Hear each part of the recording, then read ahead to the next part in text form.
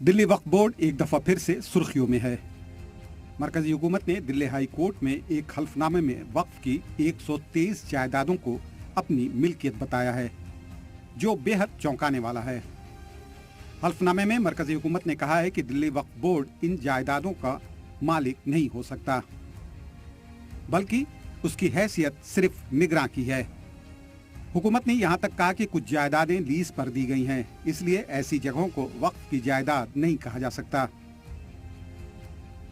दूसरी जानिब वक्फ बोर्ड की जानिब से हुकूमत पर संगीन इल्जाम लगाते हुए इसे जमीन कब्जा करने की एक बहुत ही घटिया सोच बताई है। बोर्ड के मुताबिक इन जायदादों का कम अज कम 5 मरतबा मुआयना किया गया है और हर दफा मालूम हुआ कि ये वक्फ से ताल्लुक रखती हैं। मरकजी हुकूमत ने इन जायदादों पर कब्जा करने का फैसला किया है, जिसकी बोर्ड मुसलसल मुखालफत कर रहा है। इस मामले में दिल्ली वक्फ बोर्ड की लापरवाही को भी नहीं छिपाया जा सकता। दिल्ली हाई कोर्ट के कहने पर मरकजी हुकूमत ने इस मामले में बनाई गई 2 रुकनी कमेटी ने दिल्ली वक्फ बोर्ड को अपना मौक़िफ़ रखने का दोबारा मौका दिया था, लेकिन वक्फ बोर्ड ने अपना कोई मौक़िफ़ नहीं रखा। इसलिए वक्फ बोर्ड की 123 जायदादों से जुड़े सभी मामलों से आज़ाद कर दिया गया।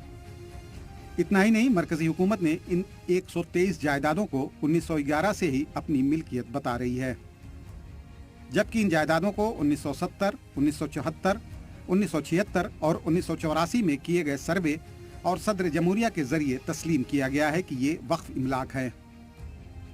1911 के बाद से आज तक ये जायदादें बोर्ड के मातहत ही रही हैं।